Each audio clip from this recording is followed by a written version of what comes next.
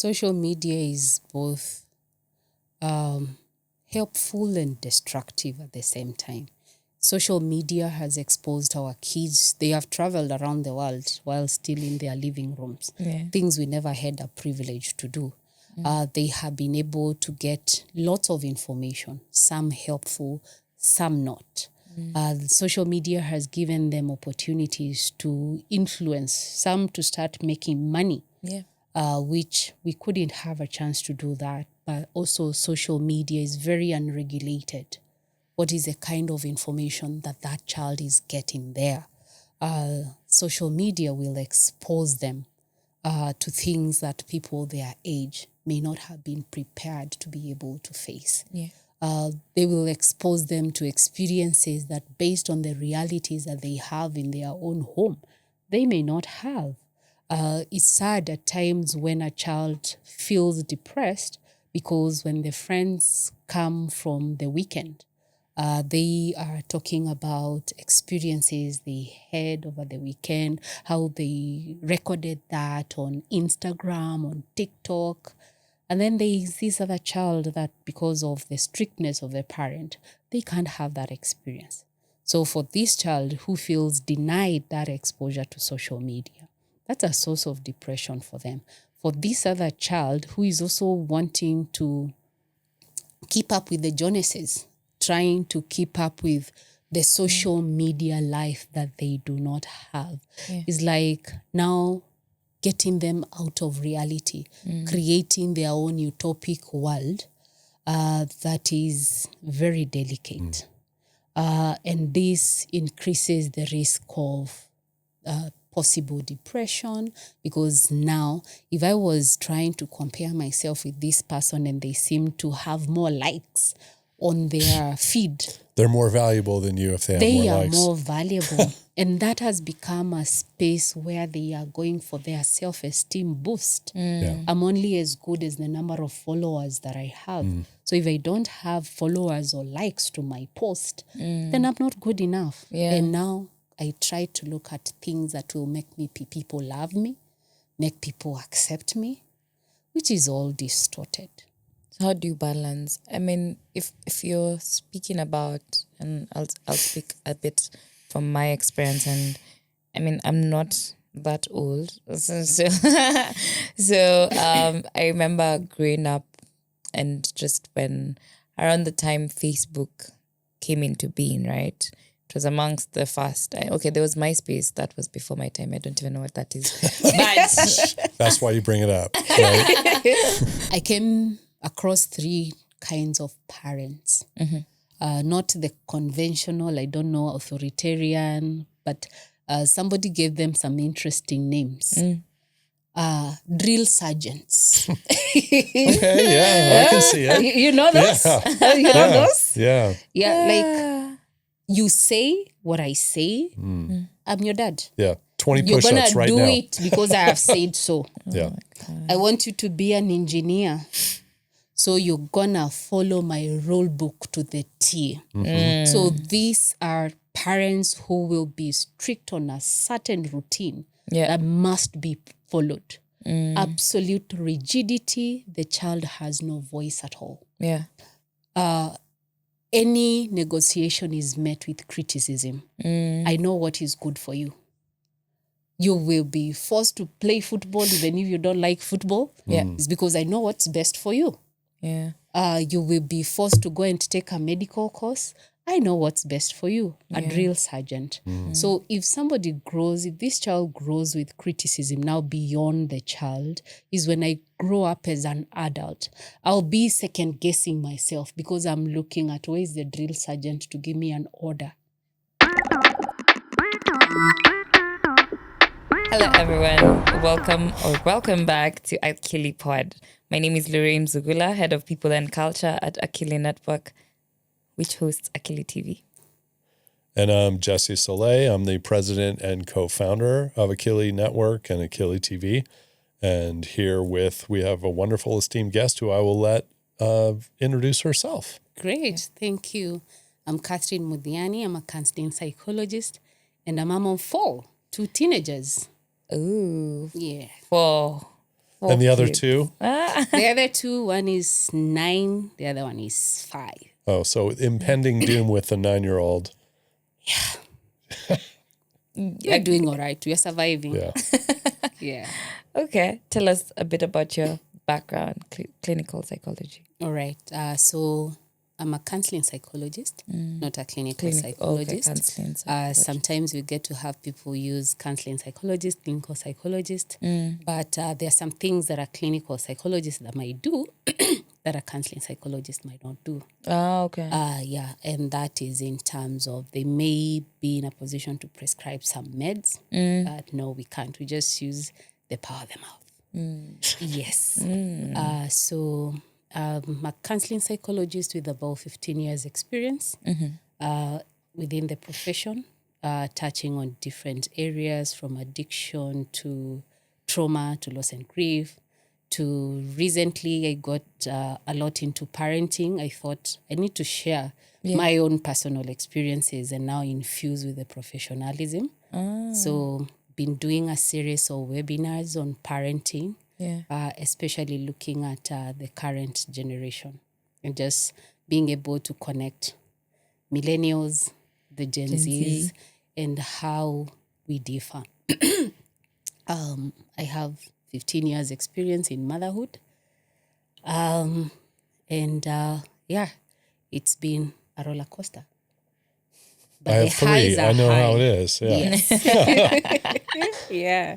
So when you say, what are the differences? Can you describe some of those differences? Like In the profession? in the profession? Okay.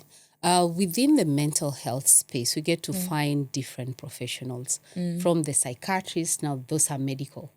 To psychologists. Psychologists, they have learned a lot of psychology, but not paying attention onto the relational counseling skills so much. The counseling psychologist is strongly founded on the counseling and the relational skills.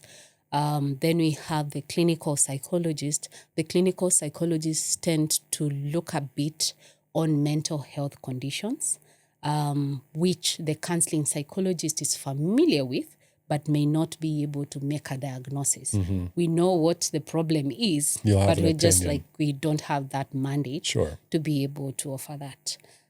So in the counseling space here in Kenya, it's as old as 25 years, but as new as about 5 or so years, because the board that now regulates all the counselors and psychologists in the country came into space in 2023 is when now the board was able to take office. And now we can say we have counselors and psychologists in Kenya that are licensed. Okay. Now I happen to be licensed as a counseling psychologist. Nice. Yeah. I'm so curious. Is a counselors and counseling psychologists the same as therapists, or is also there a difference? Sometimes I just want to say those semantics at times, because you may find the counselor, the counseling psychologist, the clinical psychologist, the psychologists just calling themselves as therapists. Okay, great. Now that you've cleared that up, my follow-up would be, so one, when does someone recognize that they need therapy? Or does everyone need therapy? How do you recognize that?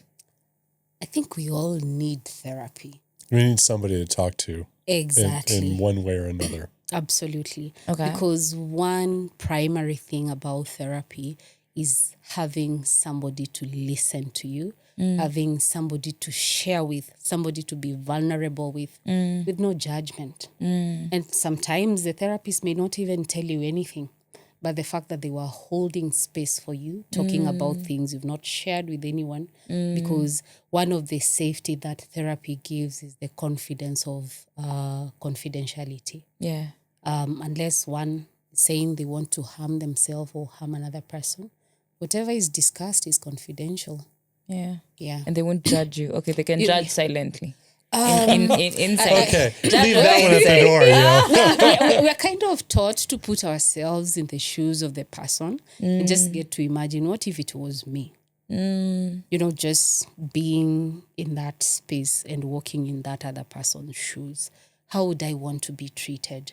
How would I want the other person on the other end to listen to me and reciprocate that engagement? So primary empathy becomes the driver of that conversation. In a previous episode, we had a guest who is not pursuing psychology, but would love to. And so I'm wondering, how did you get there? How did you get to decide? Did you know from a young age, I'm so empathetic, I love listening to people, this is what I want to do? Or you just found yourself there? Oh, I wish I did. Counseling found me. Oh, okay. When you clear high school, university, the selection, and then where do I land? I land in counseling, and another combination that I thought, I never want to be a teacher. So I was called to do a course which was a combination of both education and counseling. But if there is anything that I say that was one of my biggest blessings, was to get there, because it gave me an opportunity to understand myself. It gave me a chance to know, I'm tough, because counseling has helped me through experiences that if I didn't have it, I don't know where I would be. So I became the first client to myself. And that's the beauty that doing any counseling course gives, any psychology course gives people, is that they give you a chance to understand yourself, understand who am I, understand why do I behave the way I behave, understand what are my strengths and my limitations, and what is it that I can do when I know I have reached my end, that I need just to ask for help. Yeah, so if somebody was to ask me, the way they put maths, English as a compulsory subject, I would say psychology should form part of it. Oh, it should? It should. You'd put it as part of the curriculum? Yes, like the core courses, like the core units that people really need to do. I mean, look at yourself as a human being. Psychology helps in you understanding the thinking process, the feelings, and the behavior. That's what makes us human. Okay. Why do people do what they do? Yeah. So, and I mean, this is not to bash anyone, and maybe if it's too abrasive, we can cut it out. But I'm already offended. And maybe actually I'll ask you, because I've seen it in movies and I don't have the experience, and then maybe it can build up into the question is, in the American system, they're usually counselors in school. Like, there's something going on. Okay, maybe for some schools, you'll be like sent to the counselor's office or to the, to get to someone to talk to, right? Okay. Yeah. You're shaking your head, so I'll assume. Yes, theoretically. Theoretically? Yeah. So people can be called counselors whether or not they actually provide the type of service that is needed by the students there. That may be up for discussion. Yeah, but we don't have that same context in Kenya. Most maybe different schools, but most schools in Kenya, most schools probably in Africa, and I understand we're dealing with a whole lot. Like sometimes it's you can't even. Okay, you're gonna open the floodgate. I'm gonna get the job that everyone in the school wants to talk to me. That's kind of what you're saying. Yeah, but then do we fail children when we don't provide an avenue for them having someone to talk to? I would say we do. Unfortunately, going with our Kenyan system, the way it's been, it will be if you're a CRE teacher or if you're seen as a disciplinarian, you're the person who is given quote unquote counselor. Then this child goes to speak to this counselor. They are talking about deep issues, and then now when the teacher goes to the staff room, they're like, oh, so and so. This is what is going on. So that's already trust that is broken. Yeah. I said I went to do a combination of both education and counseling. The vision of the university that I had gone to then was to get to integrate counselors into schools. Yeah. So I was actually meant to be, if I was integrated, to be offering counseling services in schools. But Ministry of Education. That's another story. But I would say we are making progress. Okay. I would say many things have happened, and as making people to get to appreciate the importance of mental health, especially for children in school. So we have some teachers who now have gotten some form of training that know how to do different, that if a student confides in them, that they need not to discuss what the teacher is doing. But we still have a long way to go. We appreciate the small steps that they have integrated in terms of self-awareness. It's a start in the curriculum, but we would wish to really get to have professionals in school. And I've seen in some of the international schools here in Kenya, they actually have counselors who are there. I happened to have been serving as a counselor in one of them. And kids come and they have real problems. That if somebody is not there, then you wouldn't know what would have happened. So in a way, we are failing our kids, but let's not look at what we have failed, but look at what is it that we can do now to get to open up those spaces. And teachers are getting receptive. Currently working on a program with a team of professionals. Like now as the government is transitioning to CBC and CBE, sometimes you get confused here in Kenya, that there can be an integral component in training the teachers, even in being able to know how to identify mental health challenges. What is it that they can support through mental health first aid, which situation needs to be escalated for referral and such. Because there is also sometimes wondering, this counselor, are we going to keep them in school full time? And if they are there, are they also going to be serving the teachers too? And there now the counseling profession comes in with the issue of dual relationships. So am I your counselor? Am I your colleague? Where are we? So you said a lot of interesting things, but before we get into further discussion about the school system, I kind of want to know, now switch to your other hat, your mom hat.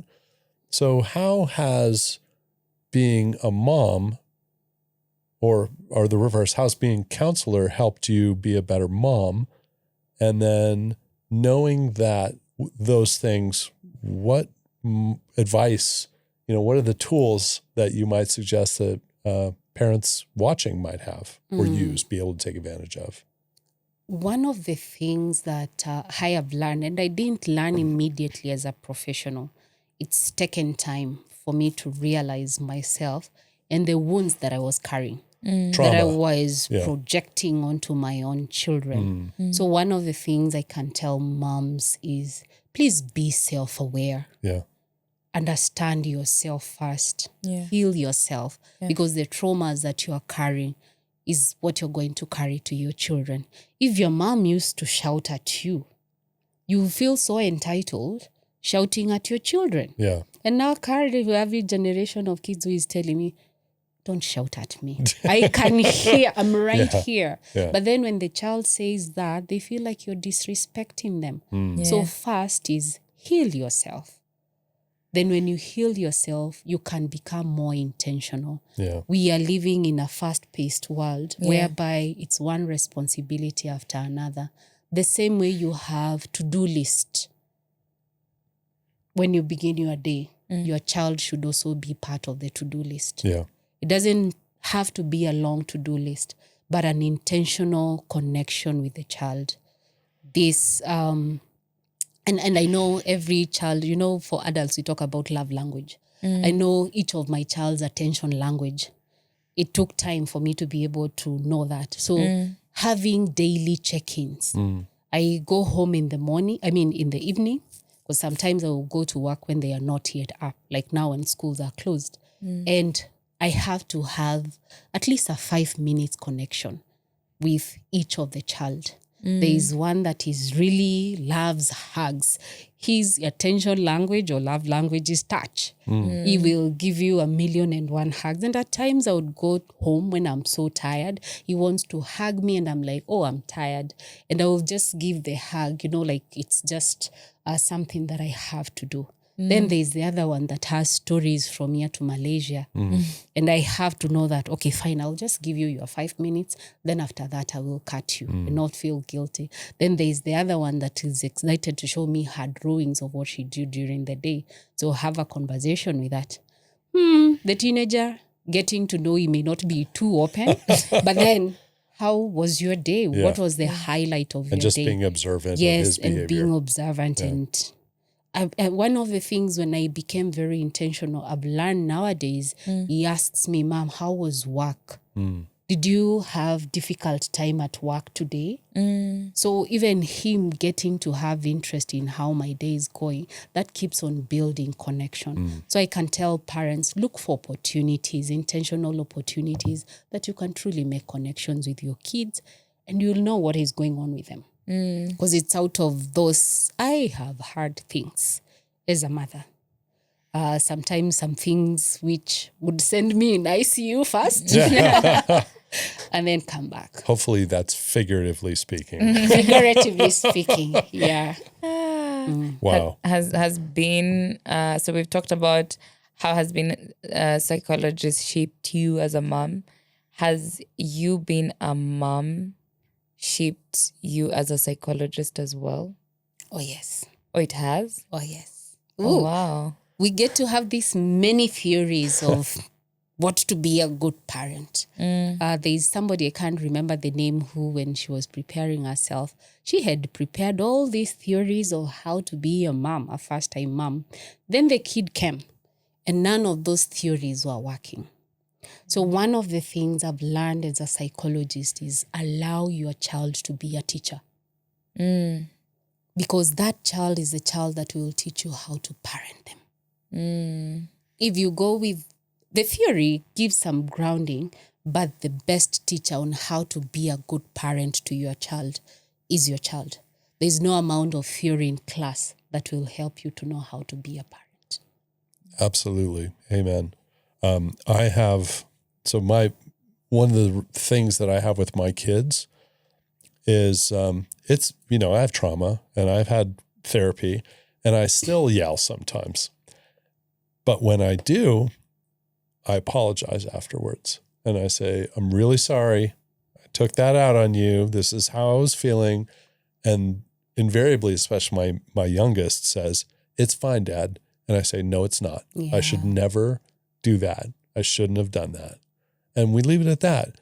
But by taking responsibility, that was my anger towards you. Yeah.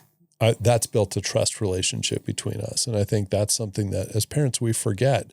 Yeah. We have this mask up that refuses to show any emotion sometimes because we're supposed to be the lead, the parent, the superhero, the God. Like our kids look up to us. Can do no wrong. But as soon as we open up, that's when we actually become the most valued to our children. At least that's been my experience with 3 so far. So yeah. Vulnerability is the key. I agree with you. And at times, yes, those wounds, those traumas we carry, they will sneak in sometimes. Oh, yeah. Especially when you've had a difficult day, you're frustrated. Or you're just not even thinking. Something triggered you. You don't even know what it is. Exactly. So you'll find yourself lashing on your children unnecessarily. Just remind me of an experience that happened on Saturday night. I got to learn about this retreat last minute, but so happened the teenager had been informed about it and was told to come and tell me. But it's just to keep quiet. And my mind went, you did not want to go for it. Yeah. That's why you chose not to go. So my first reaction when I was asked, has so-and-so told about it? And I'm like, no, he hasn't. I was in my room. I jumped out and I went to the sitting room and I'm like, why did you not tell me about this? I yelled. And I told him, you're going. just get your bags packed. And that was to happen the following day. That's yesterday. Then after a couple of minutes, I called him and I told him, you know what? I'm sorry. I know I just came in. I didn't give you the opportunity to even tell me. I assumed you didn't want to go. So just tell me how you felt about my reaction. And he looked at me with tears in his eyes. And he told me, you know, I just wondered, just because of a child, don't I have plans? Well, he's 15. Yeah. And after having that conversation and apologizing, and I was able now to get to have a chance to reason out with him on why this was important for him, not just me imposing because It on him. I am your mom. Because a lot of times we will tend to say, I'm your dad. Because I have Because I said said so. so. Because Yeah. I said. Yeah, because I have said, I'm your mom, I'm your dad. Yeah. And so, we fail our kids by not giving them their voice. And it's okay. Sometimes you have to do the nuclear option, which is, hey, we're going to church. I want to play video games. No, Yeah. you're going to church. So there are moments when you need to apply that. And then there are others, like in your situation, I've been in there too. Hey, we're going to go see your grandmother. I don't want to go. I'm going to hang out with my friends. No, you're going. And so to be able to parse that out and realize, oh, he's going to brood the whole time. Yes. He's going to make it miserable. So I'm going to avoid that because I'm just going to react to him. He's going to react to me. It's going to blow up. Let him go. I'm going to go do this, go see mom. And, and sometimes you have to be rational. Yeah. It isn't about your way. It's about what's going to be the best outcome. For everybody. Yeah. Yeah. You guys have talked about something that made me, I think I've hung on to that because it's triggered a memory, a good memory as well. But it's something that you don't see in a lot of homes, I think, is the ability to recognize when you're wrong and apologize.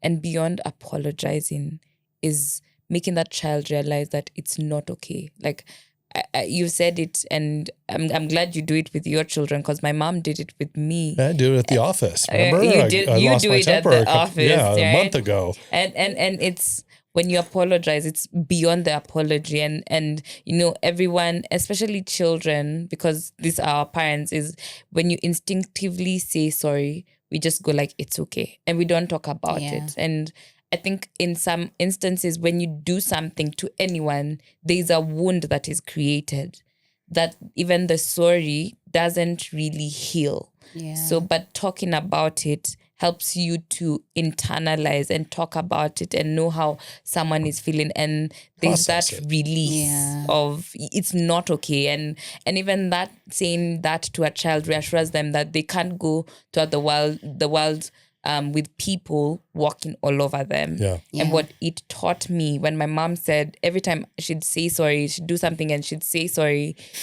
and I'd say it's okay, and she'd say no, it's not okay. It taught me to advocate for myself, and I know now, and even in my relationship right now, and I'm about to enter into marriage, I tell my fiance. And I hope I'm not oversharing, but I tell my fiance. Everybody was wondering why the wedding tiara. So oh my goodness. So I tell my fiance, it's not enough just to say sorry, but real realization of sorry is changed behavior, right? So it's beyond the sorry. Help me understand how you got there, and help me understand so that I can see your point of view, so that even if it reoccurs, I know it's not coming from a bad place. And you see, I didn't have that experience from my mom, it probably he'd say sorry and I'd instinctively go, it's okay, when it's also not okay, right? But it's helping a child know that we can talk it out. It's not a one-way street. We can talk it out, and you can air your feelings of how you felt in that moment when probably I lashed out. Yeah. Right. So being the child, though, on the flip side of that, I mean, I don't know how he felt, but I think part of this conversation is to help us recognize when there are moments where children have issues, whether they're, from trauma Yeah. or whether they just survived something at school that, is frustrating them. How do we recognize some of the changes in their behavior that could indicate maybe there's a problem? They're not okay. Okay. So the check-in become the starting point, that observation to get to know how is my child? Is everything okay with my child? And this will present to know if it's wrong. It's going to vary from child to child, age to age. What may manifest in a young child may not be what is going to manifest in a teenager, for instance. But seeing things to check would be from the kind of behaviors that the child is showing. If there is a change in a certain pattern, this child used to love their food, but now suddenly the appetite is gone. Some of the changes in appetite, their favorite thing, they used to love ice cream. You tell them, can I go get for you ice cream? Nah, I don't want. They used to have their favorite TV channel, or you get home and they grab your phone. They're not interested in that anymore. Other changes could happen in terms of sleeping patterns. They will either be having difficulties in falling asleep, just the same way when an adult at times will have insomnia, or when this child goes to sleep, having nightmares, waking up terrified. And as parents, I have done that before, being very dismissive and telling the child, it's those cartoons that you have been watching. Well, the cartoon may contribute to that, but the fact that they are constantly coming to you, telling you they have nightmares, there could be something. And especially maybe there is an event, may have happened in school. It may have happened when they are playing with their friends, just wanting to get to know where are these nightmares coming from. Others will be having change in terms of who they have been associating with. This is a child that used to love to go and play outside. So most of the time now they're just at home. Sometimes the TV is just off and they're there, nothing much, withdrawing themselves, isolating themselves. Used to enjoy moments of dinner together. You call them out from their room, they're like, I will have dinner later.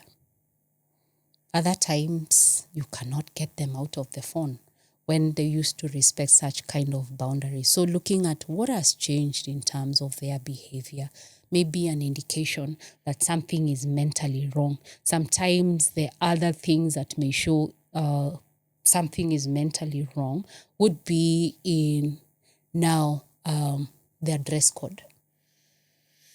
Nowadays, like teenagers, they're very expressive and they will express themselves with what they are wearing. Yeah. I know as parents, we are complaining when somebody just wakes up, goes to church. I was watching a reel the other day.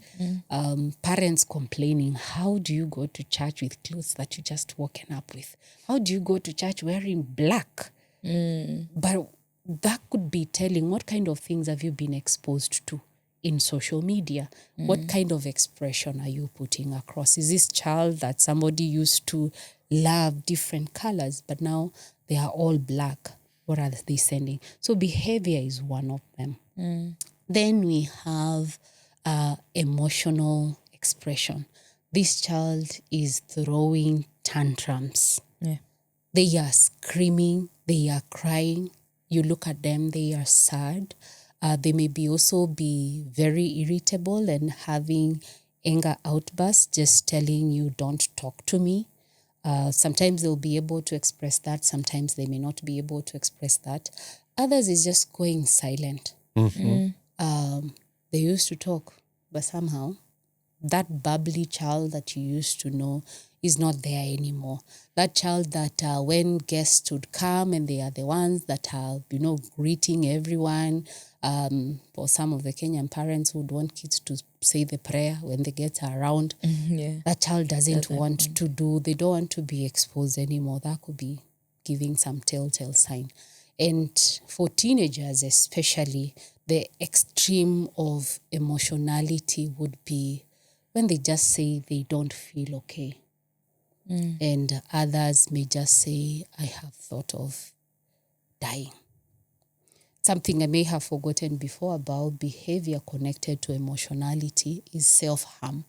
Cut marks on their skins, Others now starting to use substances. I remember one teenager telling me, because the parents were constantly fighting. And this child told me that one of the reasons I smoke weed is so that I can silence the noise that is going out there. So for me not to hear it. And they can't tell their parents that. So they try to find a solution for themselves.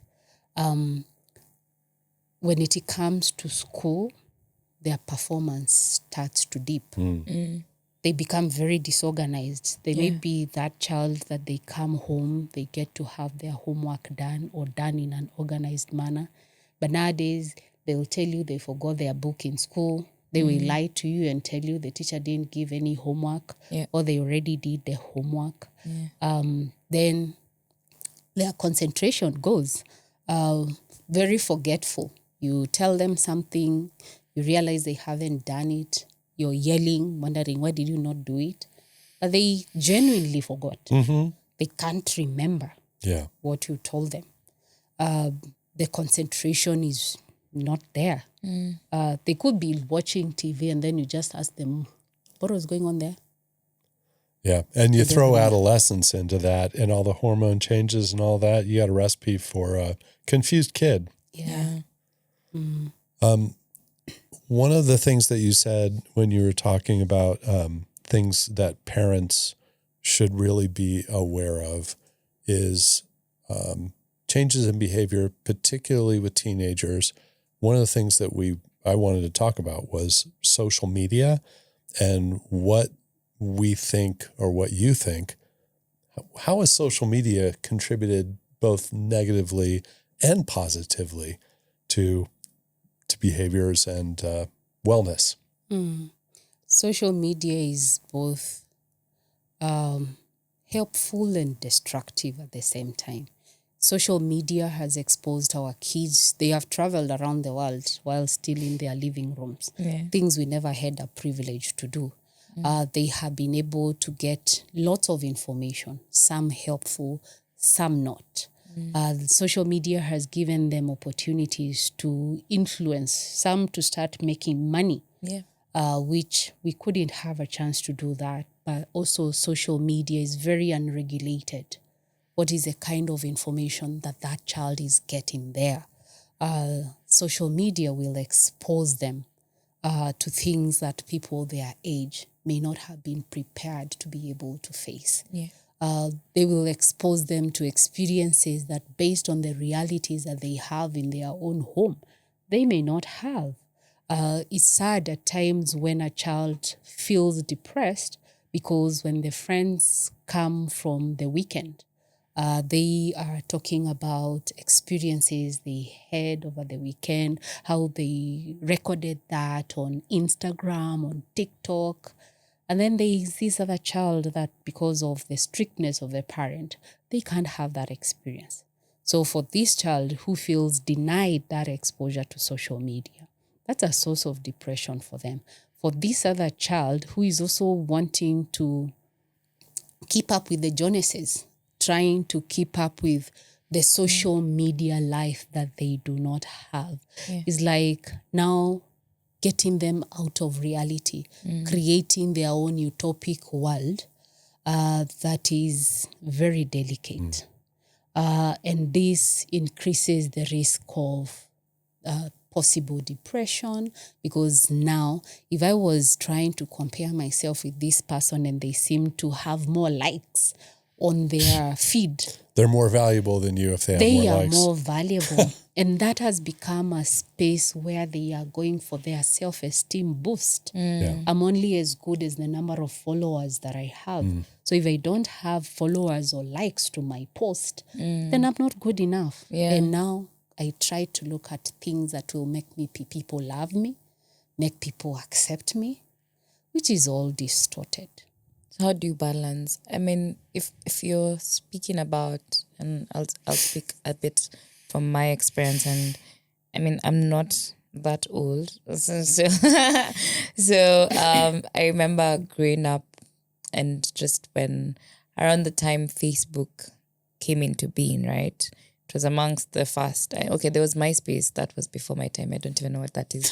But That's why you bring it up, right? but Is she hoping that we can tell her what that is? Yeah. But she knows what it is. She's just messing with us. so when Facebook came out, and I remember it was all the rage, and you don't want to be left out, and now you join it. And I remember my dad telling me, I'm not telling you that it is wrong, because inherently it's not black or white, it's not right or wrong. It's just how do you use it. So he told me, I'm not telling you it's wrong, I'm just telling you it's not yet the time, right? And because I was so young, and as you've said, it's unregulated. But then again, and that time people have phones. My parents really didn't want you to have a smartphone or just a phone that's on your own, that they can't really, they don't know what's going on. And I felt so left out, as you're saying.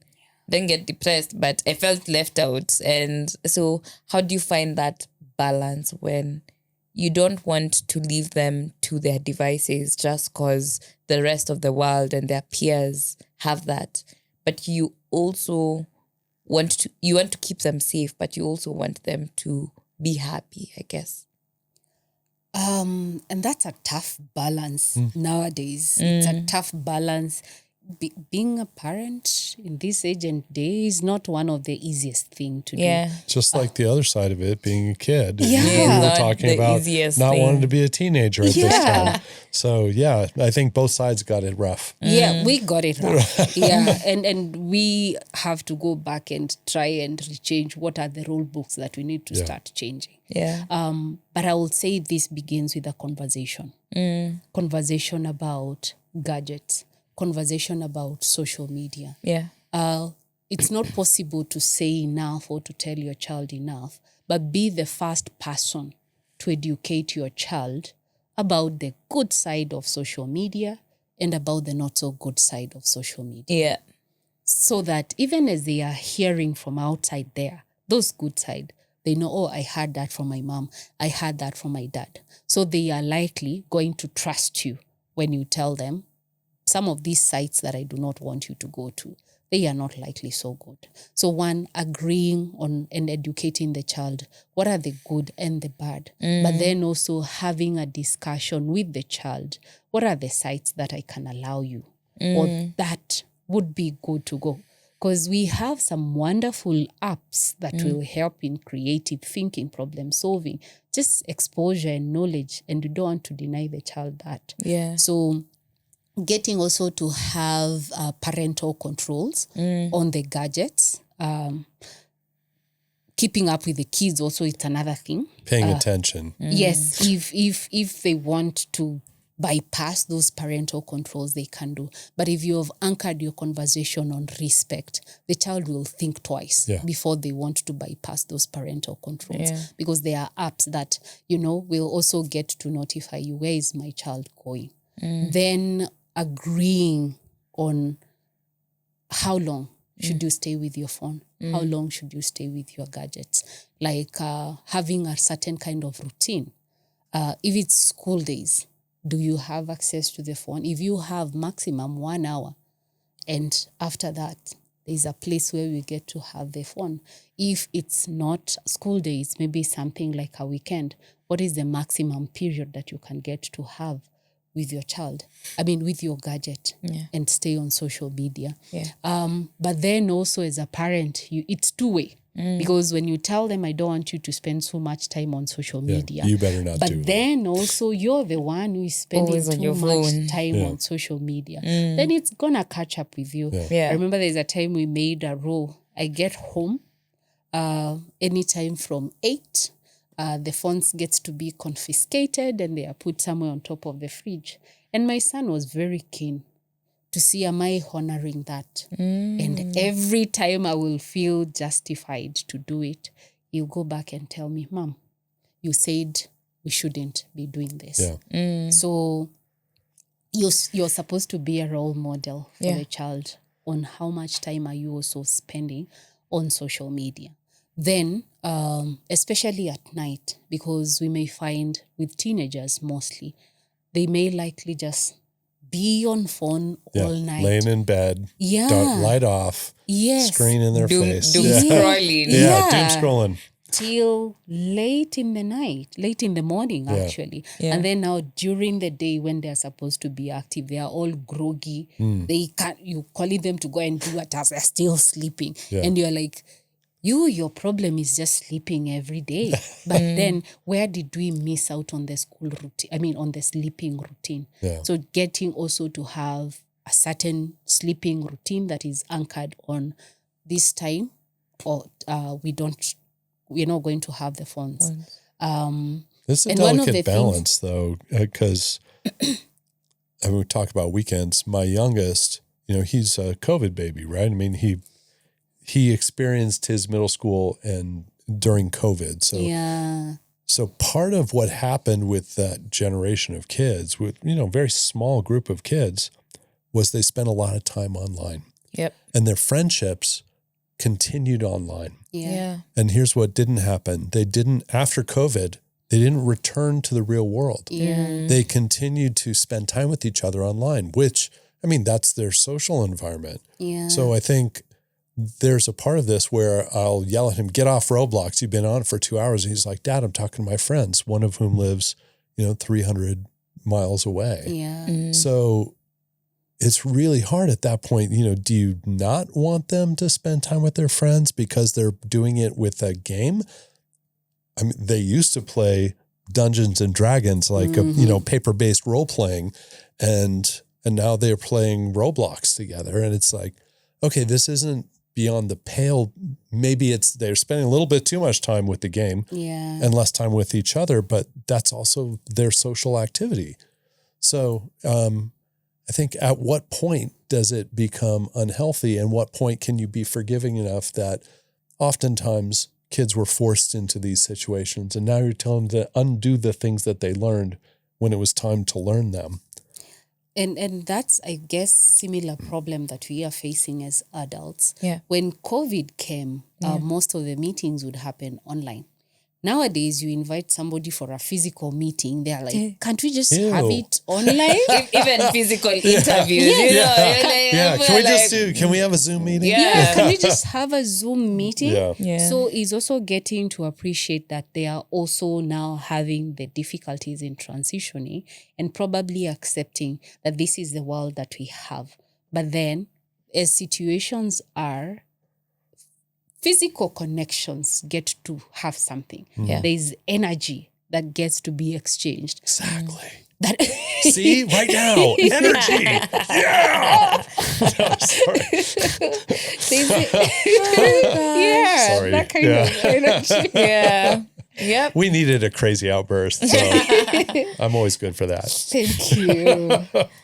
So when we don't get to have opportunities to keep on connecting socially, that kids and adults is also one of the things that is escalating mental health crisis. Yeah.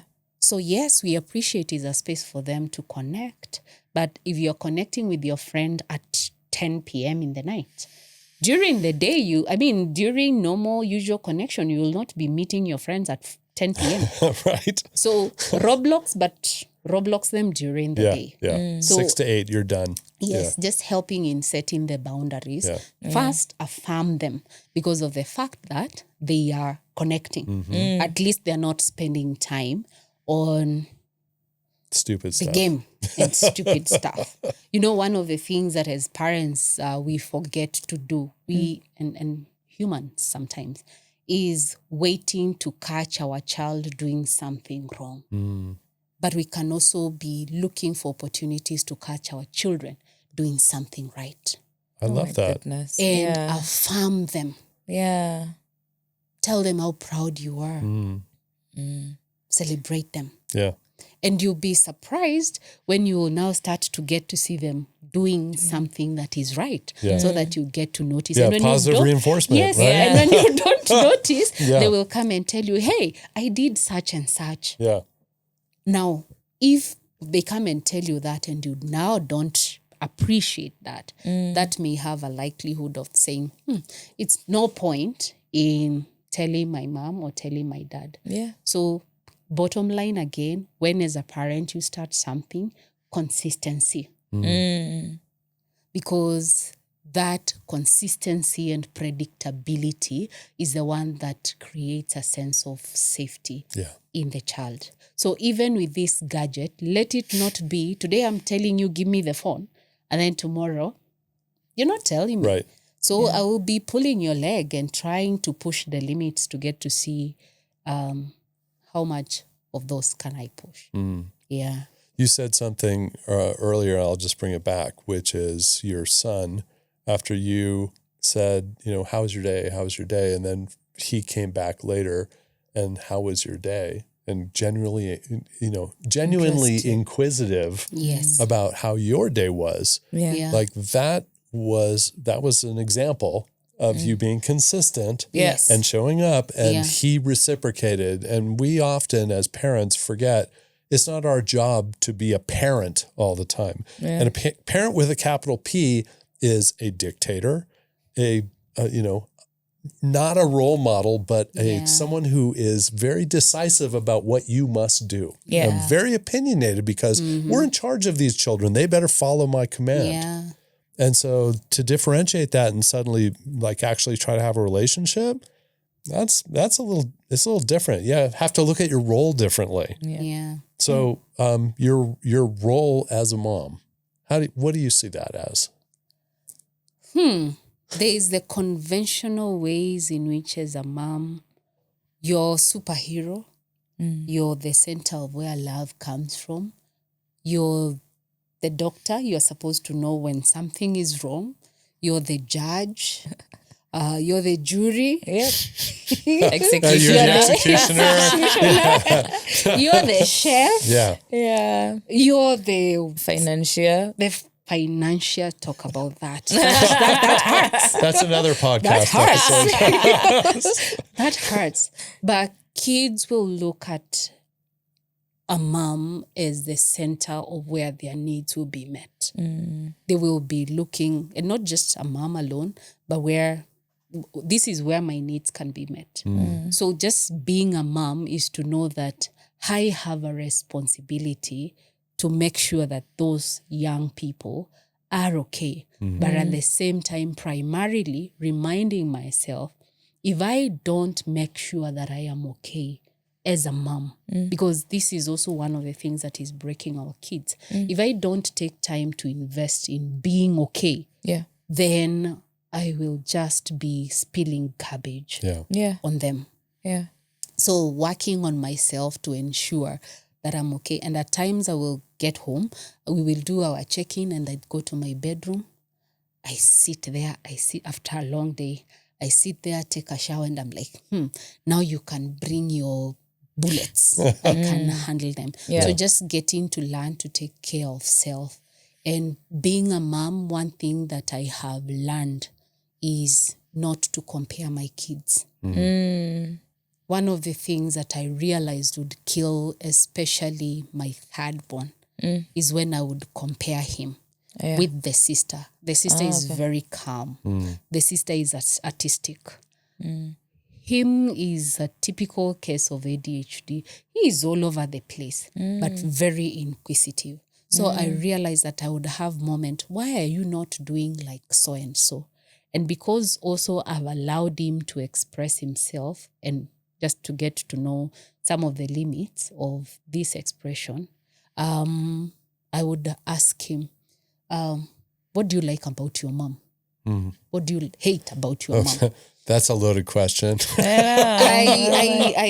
don't you like? What did I do to deserve this? Is my when we were a bit younger, my parents actually asked us, okay, not really a bit younger, but at least we, maybe in our teenage years, a bit above that, maybe young adults for some, but I think my sister was in her teenage years, or we were all in our teenage years, and my sister was a bit younger.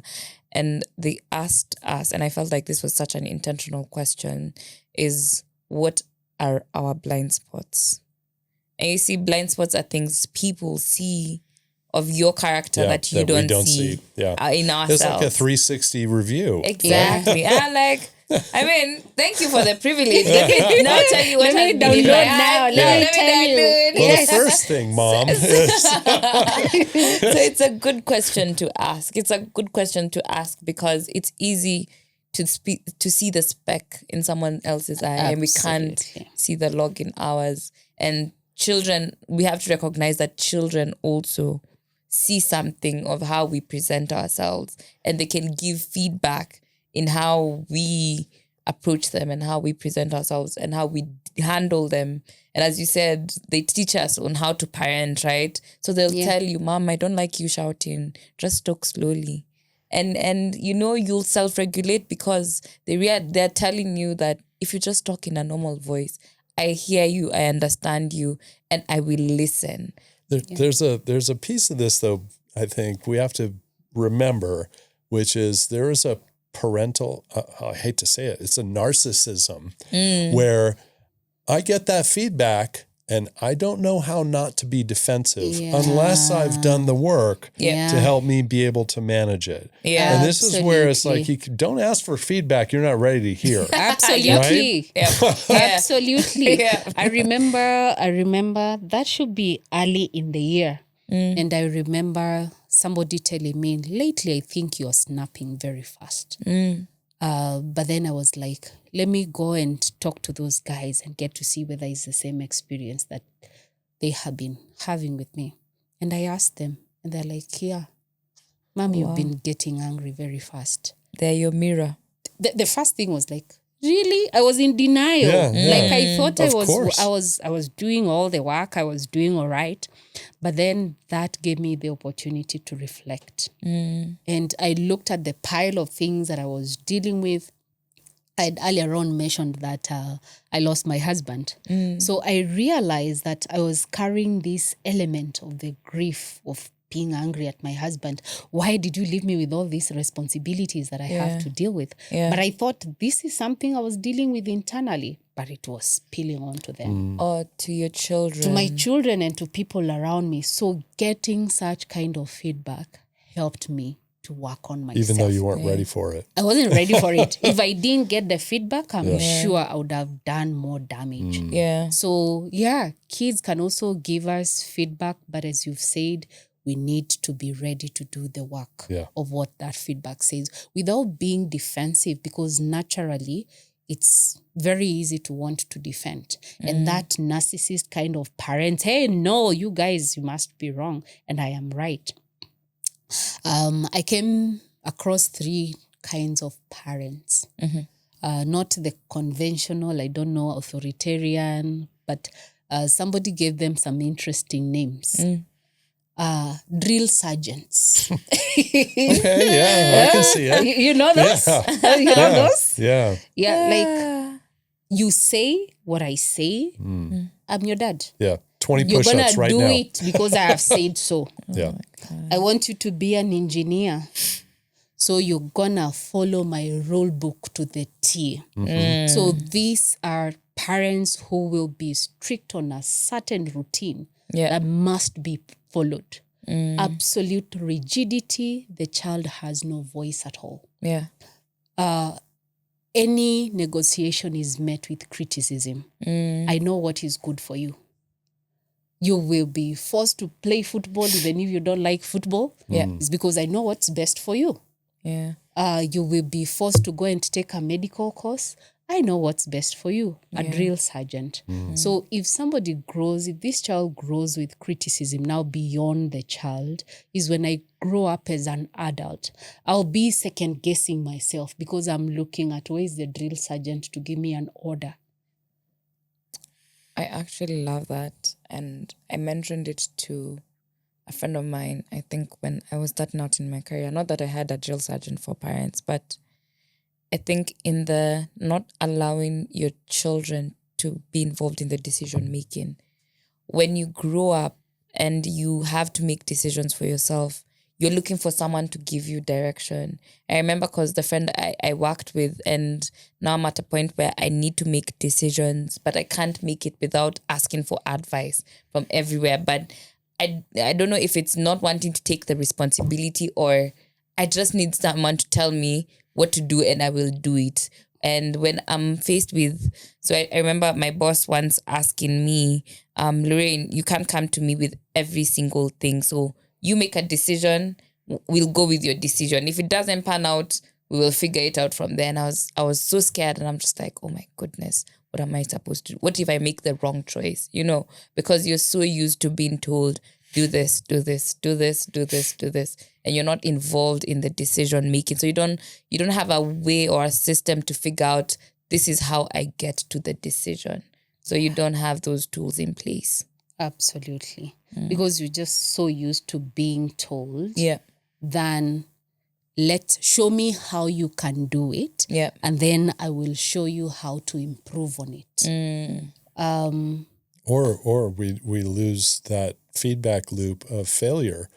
So I want people to fail, actually, so that they can learn and then be better the next time. Yeah. Like when you don't have the opportunity to fail, when you are in the service of a drill sergeant who, it's my way or the highway. Yeah. Sometimes you'll take the highway because, if there's a chance that you're going to fail and lose favor with your father, isn't that weird how we call the dad the drill sergeant and the mom the caregiver? Yeah.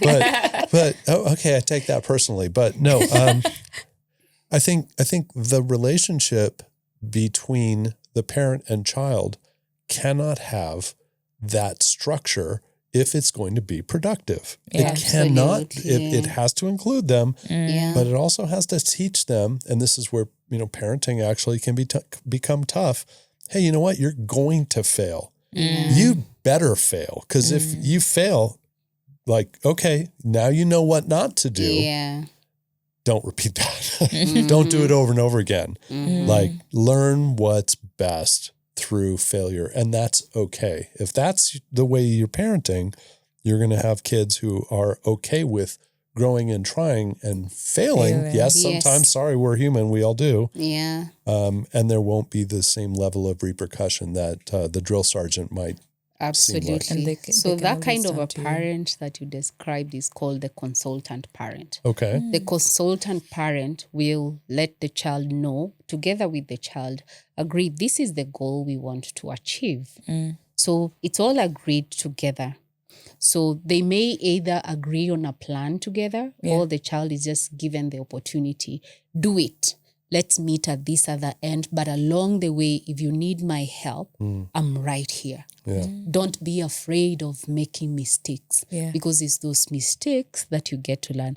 Interestingly, that this morning I was reading a certain story of a young manager getting hired and then wanted to get some insights from the outgoing and asking them, how do I make sure that I make good decisions for the company?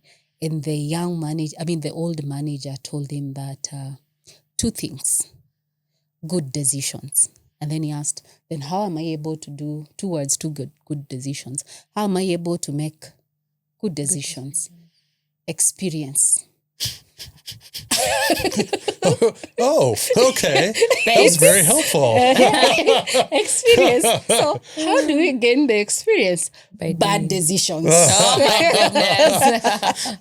Because the bad decisions will teach you what exactly. not to do. And then from there, you will get to learn the good decisions. So pretty much what you're saying. So being open to get to hear from our kids. Sometimes they have brilliant ideas, but when you don't give them the chance, they won't be able to try it out. And if a child is trying and failing, they're also building confidence in themselves. They're building self-esteem. Now, this is a child who will be able to negotiate. This is a child who will be able to express, share their ideas, no matter how stupid other people may think. They have the confidence to be able to do that. Yeah. Okay. And, as you were saying, you're looking for validation. Yeah. Because kids from drill sergeants will look for a lot of validation. Yeah. And the fear, what if I fail? And this is one of a big concern in kids, fear of failing. So that creates anxiety. Yeah. Anxiety in the event that they get to fail, that's depression. Yeah. That is waiting right there. So other things to get to see in the kids is when they experience anxiety. Anxiety is that fear of failure, fear of something. But then also with the depression, we look at loss of interest in things that the child used to love before that now they do not have interest in. In some extreme cases, you may hear the child ask, and this, I have an experience of a certain child, of the child saying, I think it was wrong for me to be born. No. They feel like they are responsible for the family challenges. And this will happen when the parents are the ones who are making the kids feel like, I will not be struggling if you are not here. Okay. And many parents, some of them, when they are going through challenges, will pass such. Yeah, and it's a nonverbal thing sometimes too. You know, most parents don't go, "You're the cause of my problems," but they can give off the vibe that, hey, I wouldn't be struggling if it wasn't for you. Yeah. And we had some guests here actually just on one of the last episodes that that dynamic was clear. Like it wasn't the mom never said anything, but there was a lot of feeling of guilt and responsibility from the child. Yeah. And it was tough, very tough. Yeah. Okay. As we close out the conversation, we've talked about, the observation, the awareness, and just looking to know. So then I think just very quickly, once you observe, once you're aware, once you see there's a problem, what next? Good question, because we can't talk about the problems with what is it that we can do. In the immediate, when you observe, depending on what you've observed, be it rebellion, be it that child on Roblox that you have talked about, is regulating yourself first. You first. Okay. Being the calm voice to go and speak. Because when you yell, you're either going to find a child that is closing you up or you will also start hearing the child shouting at you. So first, calming yourself, finding a calm voice of telling your child, I noticed this and this and this, we agreed. Or I notice nowadays you're not eating as much as you were eating. The other day you told me that you're not feeling well, but I didn't have a chance of engaging with you. What is going on? Can we talk about it? Yeah.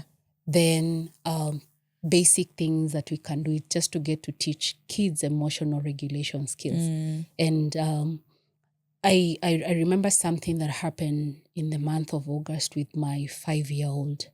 I got to learn about a VBS group. It was not our church. It was a different church, but they have a friend as one of the leaders who was there. But then when I took him there, because he didn't find a friend, he couldn't get in with the other kids. The siblings went, but he couldn't get in. So I ended up going with him to work. But then in the evening, as I went to pick the siblings, he saw how excited they were. And he wanted to go tomorrow, the following day. So I asked him, how are you going to deal with it? And he told me, when I feel anxious, I will breathe in and out. I'll breathe in and out until I'm not afraid anymore. Aww. And those are things that we do when people are experiencing extreme emotions. Yeah. Just breathe.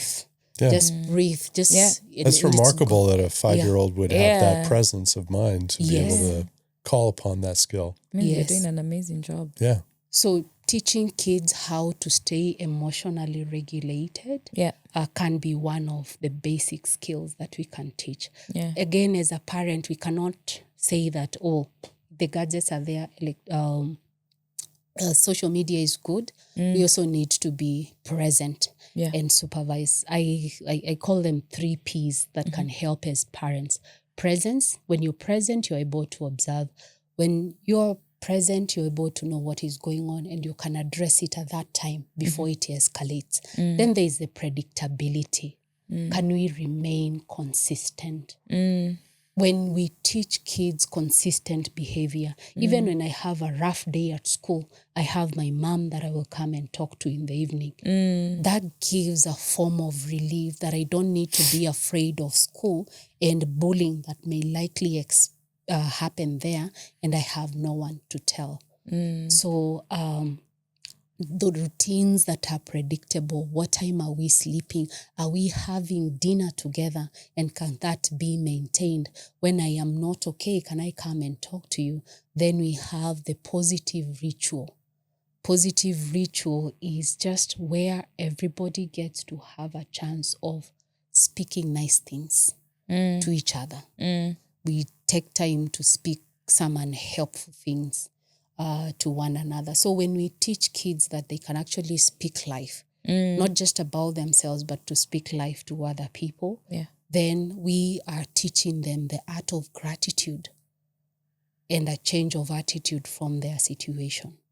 Then additionally is also when we can have a safety map in the sense that when you're feeling this kind of way, talk to you. Like we have 2 words that they will draw my attention. Wake up. When they want to have my attention, they will. We have 2 that it's something serious, like bossy, like they want to be the boss, and they will tell me, "Excuse me, madam, I have something that I need to say." But when they have something that is intentional, they will go, "Please, mom." And the tone is also different. So that in a way helps me know my child needs me. Got it. And there is nothing as tough as a parent when your child needs you and you're not there for that child. Because emotional neglect in today's world is very real. Kids are feeling that they have to parent themselves. And if you allow me just to jump a bit and connect something of Gen Z generation parenting, they have found their voice, partly in social media and just done and tired of being silenced. But one of the things that is positive about a Gen Z parent is that they are speaking to their kid in a more respectful manner because this is what they wish to hear from their parents. They are willing to listen to their child, which we weren't willing to listen. But also the downside of that is that we forget about boundaries. We forget about, I'm a parent and you're my child. You can be a friendly parent, but not to say, oh, we are friends with my child. Because the moment at times the boundaries get to be blurred, you can easily forget where is my responsibility and where to put boundaries of nurturing, providing, and just ensuring the safety that the kids have. When you can't manage it within home, there is always professional help to call out for. So I know we have to wrap up. This has been fun, wonderful conversation, a lot of super helpful tips. Would you be willing to come back for another discussion? We'd love to have you. What are you looking at me? I speak for us. I speak for Don't worry, the dollars will check in. I played the African mom and she got the cue. Got it. I would love to. Yeah. Thank you so much for coming. Thank you. What a wonderful guest. Thank you. Thank you so much for having me. Yes. It was beautiful. We do this for our kids and to always remember the greatest teacher in our lives is our children. Yeah. I mean, everything you have said and we've talked about here, I'm sure it will help a parent or 2 or the millions that watch Akili TV out there, and they will live with something that they can change in their parenting style, they can implement, they can improve upon, or they can continue, because there are those out there already doing some of those things. So it's just to tell them, you're on the right track. Continue doing. Do not tire of doing it. Do not tire of being intentional. So thank you so much. Absolutely. And thanks to Akili Kids to the rescue when I choose that you've spent too much time on TV and I decide to cut off Wi-Fi, Yeah. they only have Akili Kids to watch. So thank you to Akili Kids. Good for them. Yeah, they We're get glad. to learn a lot from Akili Kids. So Right. thank you Beautiful. for having a wonderful program for Thank the you. kids Amazing. and for the lessons, creativity, values that Akili Kids teach. So We're glad. Thank you. I'm happy to be your guest. Yay. Thank you. Yes. All right.